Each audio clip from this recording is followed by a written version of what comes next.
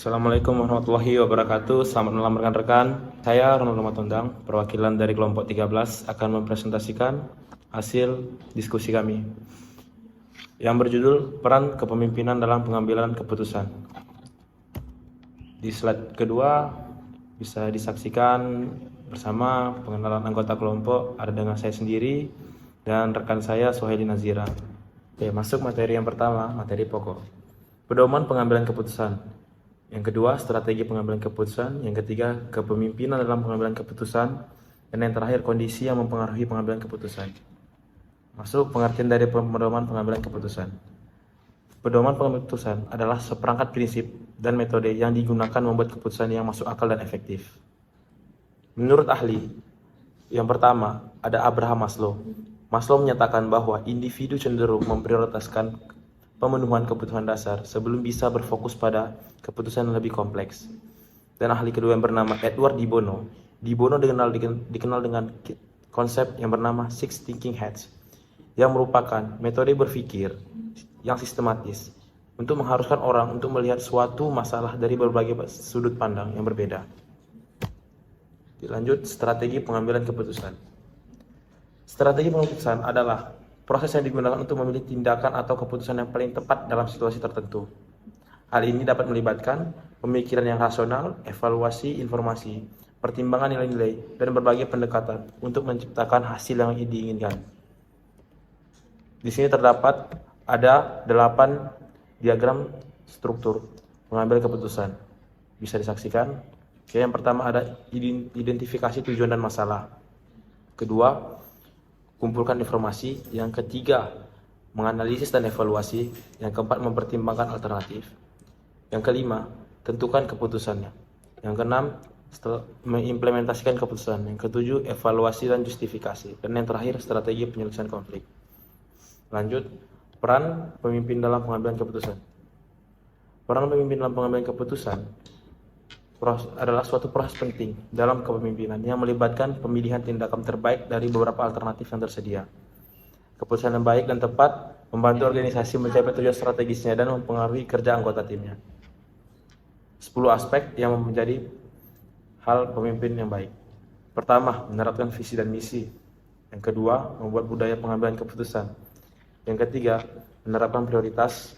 Yang keempat, mengumpulkan informasi. Yang kelima, mendorong diskusi terbuka. Yang keenam, mengidentifikasi alternatif. Yang ketujuh, memimpin keputusan. Selanjutnya mengambil keputusan terakhir. Yang kesembilan, komunikasi keputusan. Dan yang terakhir, menilai hasil keputusan. Oke, selanjutnya akan dibaca oleh rekan saya tentang kondisi-kondisi dalam pengambilan keputusan.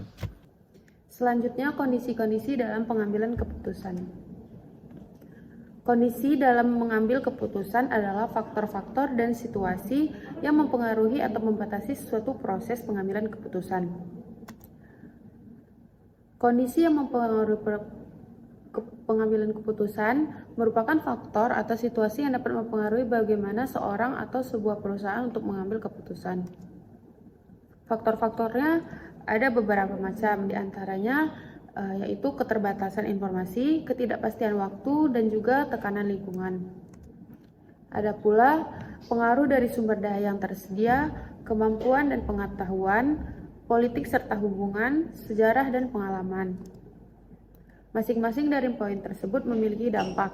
Yang pertama, keterbatasan informasi bisa berdampak dapat mengarah pada pengambilan keputusan yang kurang tepat atau berisiko karena kurangnya dasar informasi yang memadai. Yang kedua, ketidakpastian. Dampaknya dapat membuat suatu pengambilan keputusan sulit karena tindakan harus diambil tanpa kepastian yang cukup. Yang ketiga, waktu. Waktu dapat berdampak karena tekanan waktu dapat mempengaruhi kualitas keputusan dan mengarah pada kesalahan. Yang keempat, tekanan lingkungan. Tekanan lingkungan dapat mempengaruhi strategi dan prioritas pengambilan keputusan. Selanjutnya, sumber daya yang tersedia. Dampaknya yaitu keputusan harus sesuai dengan sumber daya yang tersedia.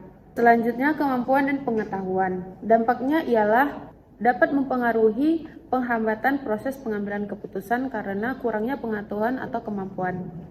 Selanjutnya, politik dan hubungan. Politik organisasi dan hubungan yang rumit dapat mempengaruhi integritas dan pengambilan keputusan. Sejarah dan pengalaman dapat berdampak karena dapat mempengaruhi preferensi, kebijakan, dan strategi pengambilan keputusan. Itu tadi penjelasan singkat dari kelompok kami. Dari PowerPoint yang sudah kami buat dapat disimpulkan bahwa kami telah menjelaskan dan menganalisis peran penting kepemimpinan dalam proses pengambilan keputusan. Kami juga sudah mengidentifikasi berbagai proses dan faktor yang mempengaruhi kualitas keputusan, termasuk gaya kepemimpinan, etika, budaya organisasi, dan faktor-faktor lingkungan. Ketika seseorang atau sebuah organisasi menghadapi situasi yang sulit atau masalah dalam suatu perusahaan yang memerlukan pengambilan keputusan, mereka harus mempertimbangkan kondisi-kondisi yang ada sebelum memutuskan langkah apa yang harus diambil. Memahami kondisi-kondisi ini membantu dalam merumuskan strategi pengambilan keputusan yang sesuai dengan situasi yang dihadapi. Untuk kurang lebihnya mohon dimaafkan. Jika ada pertanyaan bisa ditanyakan di sesi offline nanti. Terima kasih atas perhatiannya. Kami kelompok 13 undur diri.